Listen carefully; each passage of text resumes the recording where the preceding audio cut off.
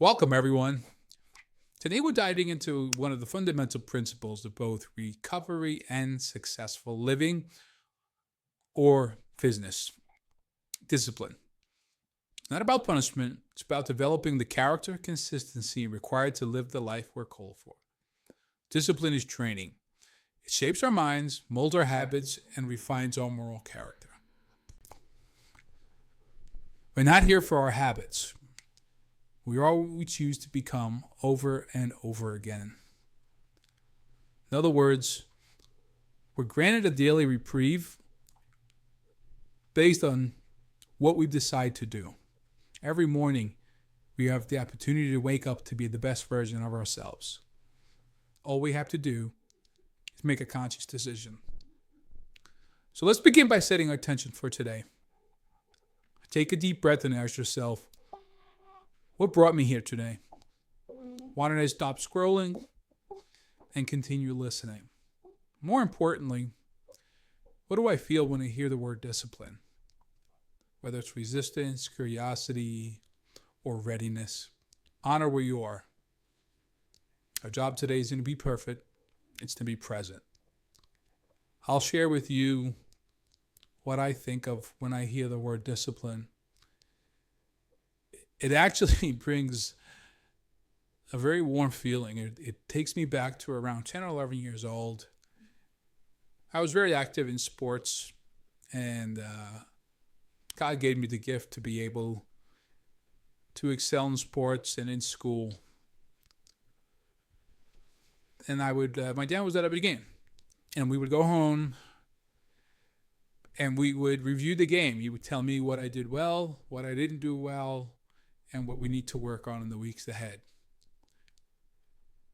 And we had this long talk one day. I must have been about a year into roller hockey. And I made the starting lineup. I was doing well, so I thought. But there's a little inconsistency in my efforts. And he sat down and he was like, son, you have talent, but you lack discipline. And it didn't hurt me or trigger anything because I knew it wasn't my behavior. I was a good student. I was an altar boy and a Boy Scout. I said please and thank you. I pulled a chair out. So I know it wasn't my behavior. And I also knew my father loved me. And I knew that what he saw in me was what I wanted to see in me. Now he wasn't seeing it, and that was a lot of my challenge throughout life, is not seeing in me what others see in me. So I learned gratitude that day. And I look back at it now, and just as I'm sharing this, I'm realizing that when people tell you these things, they tell you them because they do see something in you that you're not seeing. And if my goal is to become the best version of myself, the version that others see, I have to have the discipline to do the things necessary so that I can create that opportunity.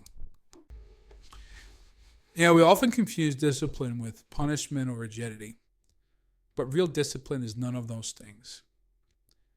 It's not about perfectionism or shame. It's about creating a structure that supports the life you want to live. Think of it as a framework that helps your future self succeed. Imagine you're building a house, right? First of all, you need a good foundation, and then you need the frame that's going to be able to hold the kind of home you want to live in. And that's what discipline is. It's going to create this framework for you to operate in so that you can consistently show up as the best version of yourself.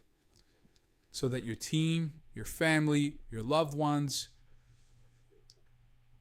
can have a certain amount of confidence and comfort and feel safe with who they think is going to show up every day.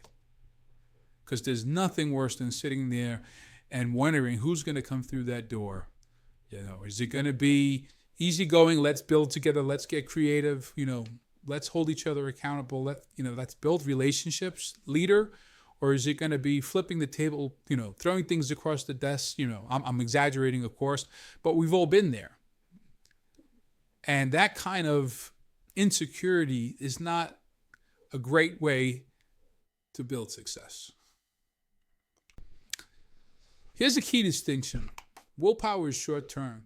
It's that burst of energy, that rush of adrenaline, that feel good, that pat on the back you do when you resist temptation, right? When you sit there and you don't order the dessert, or you don't get the beer, you don't stop at the bar, you don't spend the money, right? That one moment when you're sitting there going back and forth with yourself and you feel that frenetic energy, you're like, oh my God, this would be so awesome if I did it right now. The desire for instant gratification.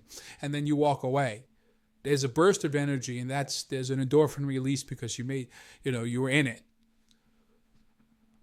Discipline, on the other hand, is long term. Right? It's the habit that you practice that makes you feel the right choice is natural. That you don't have that rush, that upward swing, and then that downward plunge. Your dopamine levels aren't going through, all over the place. The right choice just feels natural. And there's peace in that. And there's confidence in that. And there's strength in that. When you rely solely on willpower, burnout is inevitable. You're up, you're down, you're up, you're down. You're winning, you're losing, you're winning, you're losing, you're beating yourself up. Discipline builds resilience.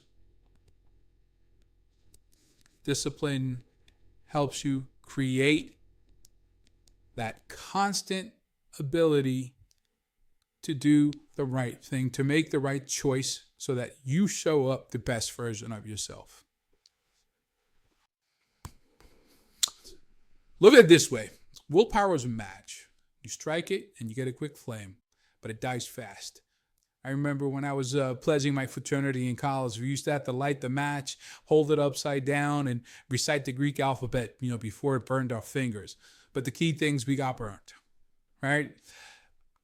Discipline is a furnace. It requires some setup, but once it's burning, it fuels your whole house. You can hold your hands over in front of that furnace and stay warm. Not only does it warm your hands, it warms everyone around you, all your loved ones. Don't chase sparks. Build a furnace. All right, let's walk through a framework that you can use. Right? It all starts with awareness, and I often like to replace, when I'm talking about accountability, I replace it with the word awareness, because that's all it really is being aware of where you are at the moment and what you can do better or what you can continue to do well.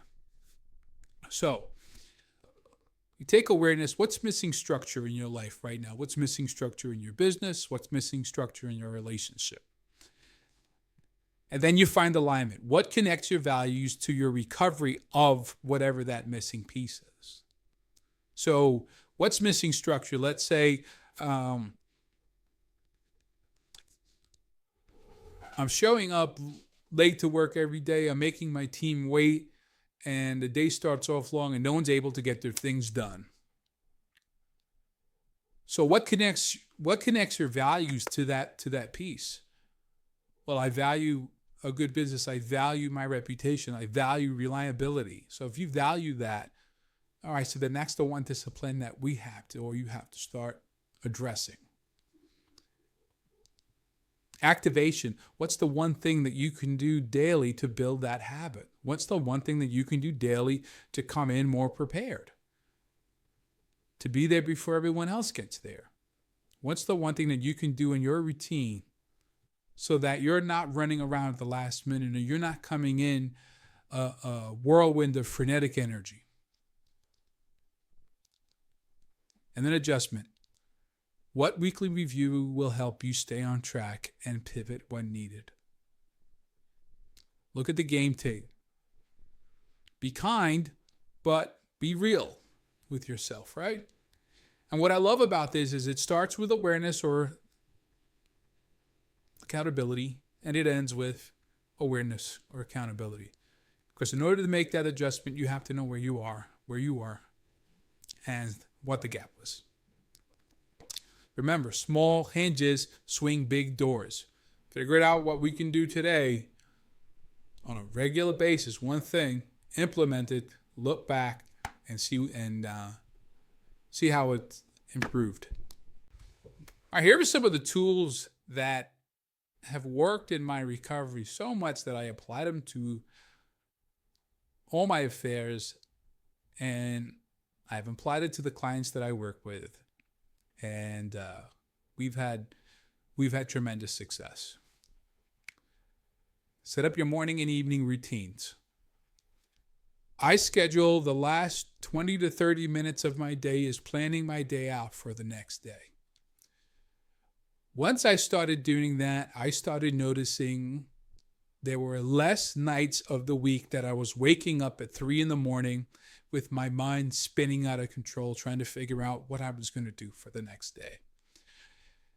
You know, we used to do that in the military. We'd have the plan of the day was written out the night before, so we knew what we were walking into. And it was down to the last detail. And that's what I do. At the end of the day, I write down what time I want to wake up, what time I want to work out, what time I want to attend the meeting, what time I want to leave for work. And then I write down what time I'm going to make my calls, how many conversations do I want to have.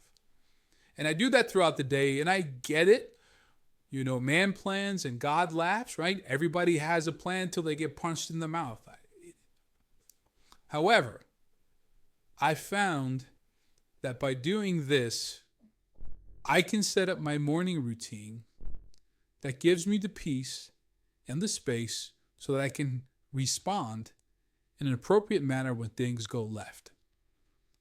So, my evening set up, I get a good sleep, and my morning routine gets set up.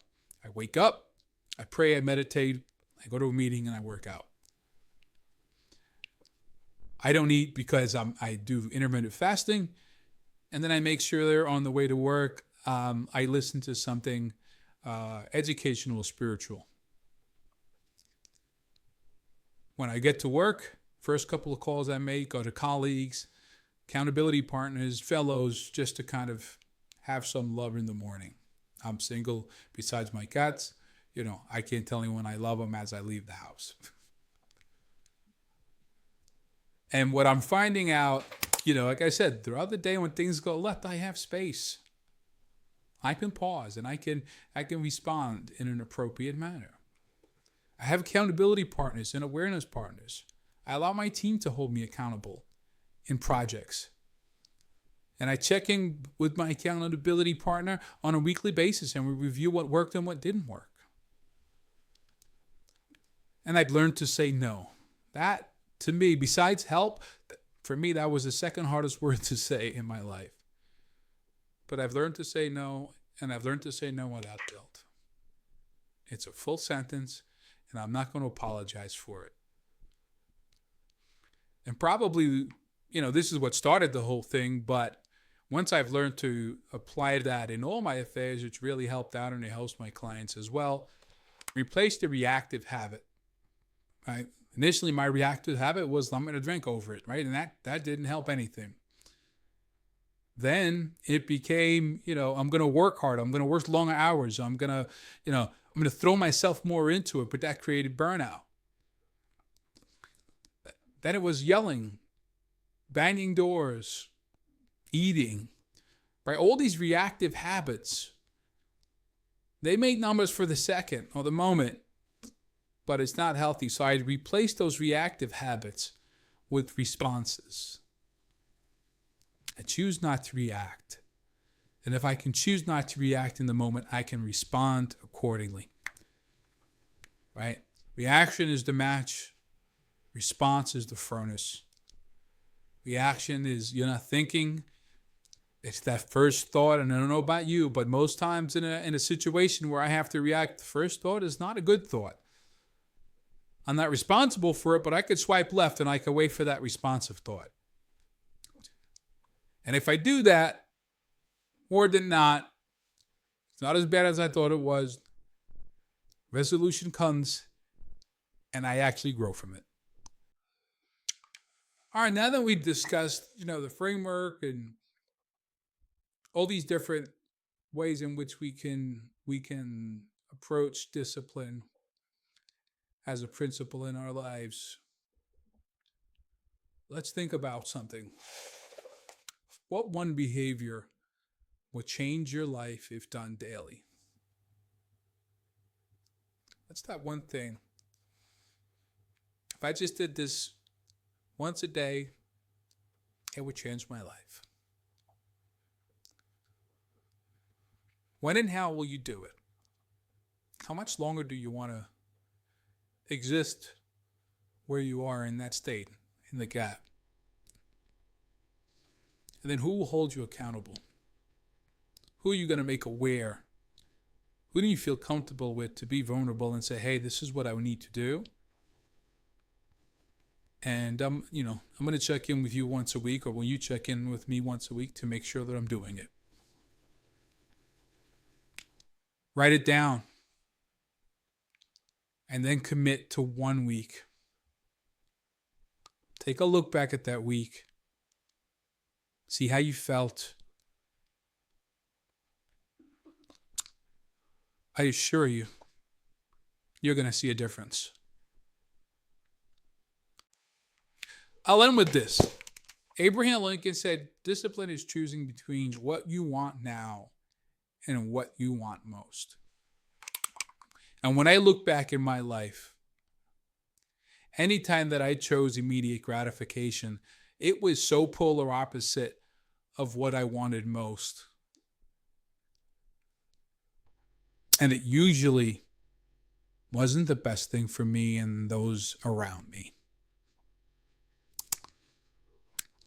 Now, when I say the word recovery, please don't let it scare you or turn you off or trigger anything. It's just recovering from whatever situation was causing that lack of structure.